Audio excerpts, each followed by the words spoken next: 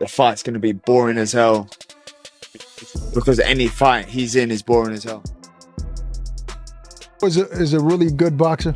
He's a good boxer, but it's nothing that stands out to me. It's just, okay, you know how to move, boom, boom, boom, but it's nothing like Tank or me or like somebody got to stand out. Like like you're not just fighting I anybody. see boxers all the time. I've been watching boxers my whole life. I know the ones that are different. He's not different. Shakur will do everything, not even to get like an ounce of hitting. Like he's scared to really lock in and get in there. Devin's not. Shakur, that guy will put anybody to sleep outside the ring, not inside the ring, because that's like the most boring fighter in the history of boxing. And they say whatever they want, they can hype him up and all that stuff, but I really feel bad for him because there's no way they could put him on pay-per-view. He can't sell a fight. Boxing pros are weighing in on Teofimo Lopez versus Shakur Stevenson, with many predicting Shakur will lean heavily on movement and defense. Critics call his approach running and boring, while others say it reflects elite ring IQ and control. About the criticism that Shakur gets, like people say that he's boring and all that. he's not entertaining. I mean, look, he's like the Andre Ward style. Andre Ward wasn't really that entertaining, but got the win. I mean, that's what boxing is all about. So I used to love watching Andre Ward fight because it was so punch perfect. I watched his footwork, how he moved to the right, to the left, and I trained with him as well, with Virgil. And I used to watch how he trained and how he fought, and I thought how he puts his hands there and uses it as a defense, and then pulls your hands down and catches you over the top, and them little things. So this is a fight that people get, because you got two different styles. You've got an offensive, defensive in Lopez, and you've got a defensive in... As the boxing world gears up for one of the most anticipated fights of early 2026, the debate has shifted beyond who will win to how the fight is expected to unfold. I would have to go with Teo. When it comes to actual rapid speed, I would have to go with Teo. But when it comes to body punching, when it comes to good timing, when it comes to craft, I would have to give all of that to Shakur Stevenson. What do you think, Doug? They're both boxers. I look at Stevenson as a versatile technician. I look at Teofimo. He's a boxer puncher, but his specialty is his counter punching. Listen, if Stevenson wants to be on his stick and move game, very difficult style matchup for Teofimo, and maybe not that entertaining to the fans. Because Stevenson's longer. Exactly. Stevenson's defense probably the best in the game, and he's longer. Great reflexes and timing, and so does Teo. That's why he's a great counter puncher. But Teo's, he's a very special athlete, and as a competitor, he is one of those guys who saves his A game for a fellow elite opponent. That's when he really rises his game and shows us the Teofimo Lopez that everybody thought he was when he was. Shakur Stevenson, the undefeated WBC lightweight champion, is widely known for his defensive brilliance. His use of footwork, angles, and distance control makes him extremely hard to hit. That approach has brought praise for technical mastery while also drawing criticism for not producing non-stop action. Several of his 135-pound contemporaries have had plenty to say lately. Contemporaries have a lot to say these days. Shakur Stevenson, well, of course he's now 135 after all that stuff, and then Devin Haney. Right, so why people even talk like he the best at, he didn't even fight at 135 yet. Right. He didn't even have power at 126, 30 or none of that. He is good. Okay. How can you, all that's just okay. How can you stop people that can actually hit? No matter all that boxing, you're going to get hit. Teofimo Lopez, on the other hand, is known for his athleticism, power, and aggression.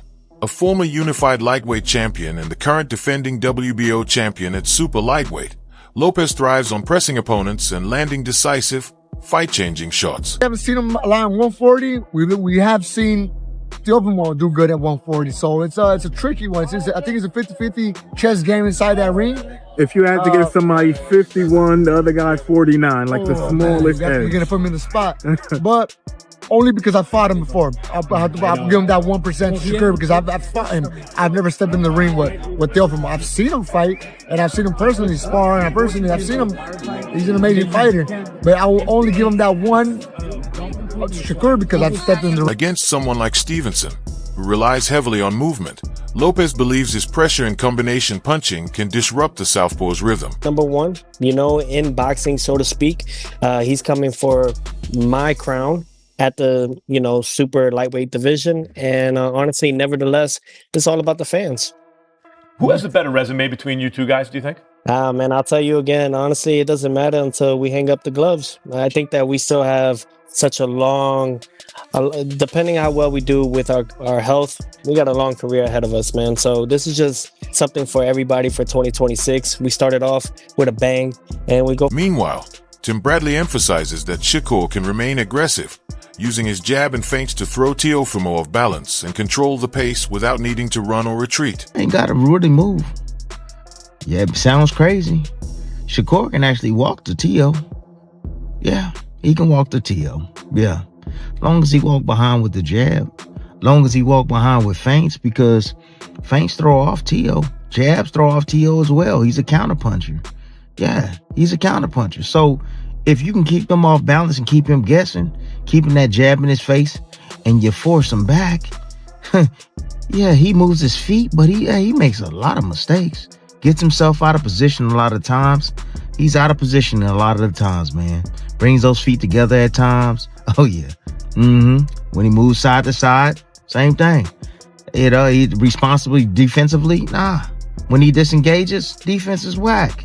Trash. Yeah. When he resets, a lot of time he comes in the range, he's standing straight up. Come on, man. Shakur can take advantage of Teo not being that great on the inside. He points out that Teofimo often drifts out of position and resets poorly, giving Shakur opportunities to stand his ground, read incoming shots, and rely on boxing IQ rather than constant movement. He ain't got to run from Teo. No, he can stand right in front of Teo. He could. Yeah. And see all them shots coming. For sure. You already know the punch selection that he gonna use. Punch selection gonna be he gonna try to use his jab at a rapid pace. Of course. He gonna try to out jab Shakur. Of course. Flicking it out there, flicking his jab out there, man. Trying to get some sort of response. Or flicking it out there, trying to just close the gap on Shakur. And he gonna throw the right hand downstairs. Yeah. That's what he gonna do. He gonna be looking for that right hand, then he gonna try to sneak him up top. Yeah. It's plain and simple. Sneak him up top. That's it.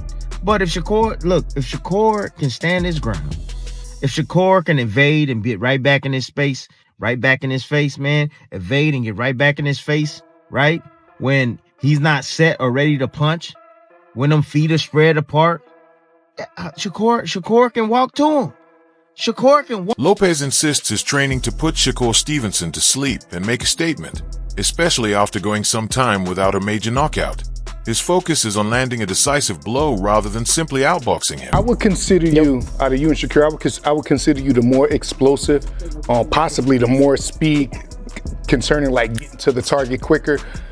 But I haven't seen you really get the type of knockouts that made the fans appeal to the whole package and the whole system of you. Are you training?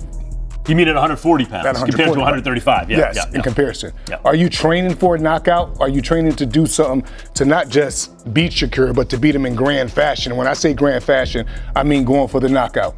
Well, I think that the whole thing is the Bible of boxing really is that if you look for the knockout, you won't get it. You know, I think really it's just all about setting the good pace early in the beginning rounds and then going from there, setting that tone. I think that I don't see him going those 12 rounds. This is his first time moving up to 140.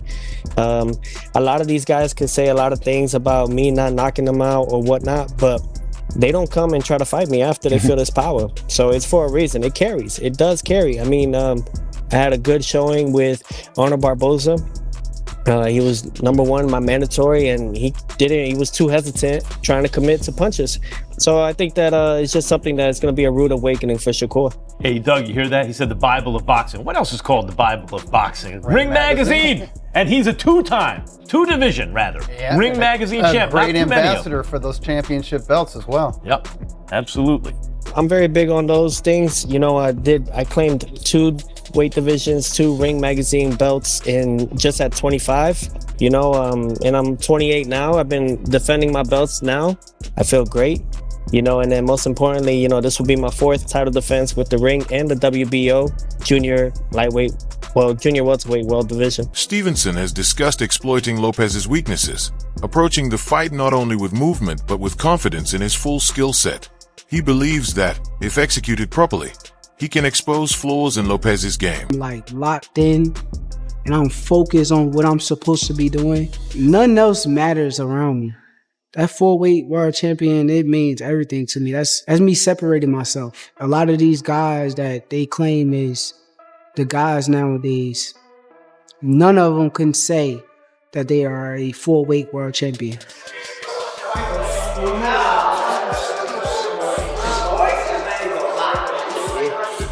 He got a lot of weaknesses, though. He's a very good fighter, but I do see a lot of weaknesses.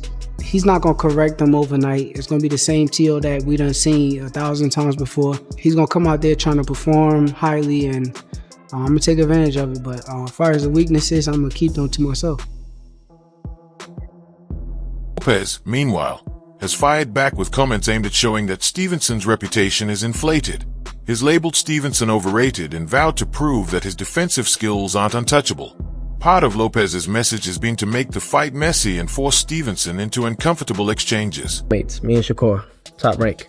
He talks about this and that and about, I was jealous of him. No, I'm not. You were a 2016 USA silver medalist. You're gonna get your signing bonus and all that extra stuff. Thing was, they were trying to secure him in a different route because they had put a lot of money in him.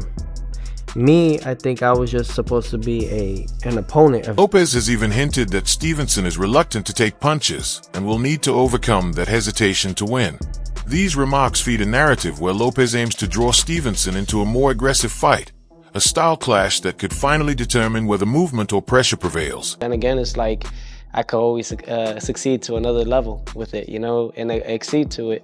So it's really just trying to just keep it going, you know, keep moving forward throughout the whole time and throughout the whole process, and mainly just have fun with it. You know, you gotta have fun with what you do. You know, I love this. You know, I haven't stopped doing what I've done because of the fact that I enjoy what I do. You know, this has been 20 years in the making, 20 years in this. You know, and I have so much to do and so much to prove within myself. So mentally, I'm prepared. Physically, I'm more than ready. You know, and emotionally, oh, I'm on fire. You know, I'm on fire with it. You know, because all I ever did was try to be great. You know, and it's no longer trying. I am. You know, I am great, and it's all about just continuing and holding that. So it's all about just staying humble throughout the process, keeping myself level-headed, and really just enjoying each day that we get, because tomorrow... Shakur's left hook and Philly shell defense are central to his strategy against Teofimo. The Philly shell helps him protect his head while staying in range to counter effectively, allowing him to absorb or deflect shots without panicking or retreating. By remaining composed and using this stance, Shakur can wait for openings, making it easier to time his counters. His left hook becomes especially threatening when Teofimo is off balance, exploiting moments of overcommitment or poor positioning. Combined with feints and smart footwork, these tools let Shakur dictate the pace, control distance, and turn defense into offense, maximizing his chances to land fight-changing punches. Yeah, Shakur going to that damn Mayweather defense, Philly shell, that left hook is coming. He gonna be looking for that mug all night long. That left hook, left hook, left hook. But just keep Teofimo off balance. That's all he gotta do, is keep him off balance, man. Throwing them feints, fighting him off that jab, bro, it's gonna break his rhythm up, boy. He gonna struggle. He gonna have a hard time. But, you know, Kambosos didn't rush in at him. Kambosos stayed underneath himself, stayed right there in front of him. That was it. Held his ground. That was it. Anytime Lopez would do something, Kambosos come right back with counters. Yeah, but he stayed close enough to get Lopez to react. And a lot of times Lopez fought angry in that fight, so he left himself wide. Ryan Garcia says he'd bet on Shakur Stevenson, but admits he wouldn't be shocked if Teofimo Lopez pulls off an upset. Garcia told reporters that while he thinks Lopez might struggle against Stevenson's slick defense, he could be slightly underestimating Teofimo. If Lopez adjusts and applies his power and pressure, he could surprise everyone with a win. Garcia's take shows respect for both fighters, acknowledging Stevenson's boxing IQ while recognizing Lopez's threat if he executes his offense effectively. Surprises is all, for sure. Yeah. I think I'm underestimating Teofimo a little bit, but I don't think he can make the necessary adjustments to his own style to combat what Shakur does best. But he could definitely prove me wrong, for sure. And I won't be surprised. Okay. I guess obviously if you win this fight, you're going straight to the Haney rematch, right? And there's a bunch of options on the door. You got Conor Ben. I know they made that as a mandatory, so we could explore that option. There's so many different options, but we're ready. Mont Roach Jr. doesn't see a scenario where Teofimo Lopez defeats Shakur Stevenson. Roach has backed Stevenson to win their next super lightweight showdown, saying Shakur's high boxing IQ and slick style will frustrate Lopez and likely secure victory. He noted that Lopez often struggles against technical fighters and believes Stevenson's movement and strategy are strong enough to outpoint Teofimo rather than allow him to impose his power. Roach's prediction reflects respect for Stevenson's ring generalship and confidence that his style matchup works in his favor. While Lopez brings power and aggression, Roach still favors Stevenson's tactical edge in this pivotal clash. That fight between him and Teofimo Lopez, if they fight. I think Shakur wins. And I don't think it's going to be like a super tough fight either. His IQ will frustrate him. Don't you think Teo has also good ring IQ and also is slick, fast? I think so, but when you look at Teo's performances against guys that are just pure boxers, it's just like he almost lost to Sandor Martin. Some people thought he lost to Sandor Martin. He did beat Loma, who's arguably at the time considered one of the best in the world. He did, and that was one of a performance too. So yeah, I mean, I think he's hit or miss. You got to think he got stuff. He a little cuckoo too. Like he has like a little mental lapses every once in a while. Look at the Kambosos fight. Like that's a fight that people would never expect Kambosos to win, and he won a grueling match against him as well. So I just, I don't know. I don't think he can get it done against Shakur when it comes to like, cause it's going to be just a skill match. I don't think he's going to try to rough Shakur. Shakur Stevenson plans to approach the fight with control, patience, and intelligence, aiming to slow the pace and force Teofimo Lopez to operate on his terms. His goal is to dictate distance, timing, and rhythm, turning each exchange into a subtle assertion of dominance in the ring.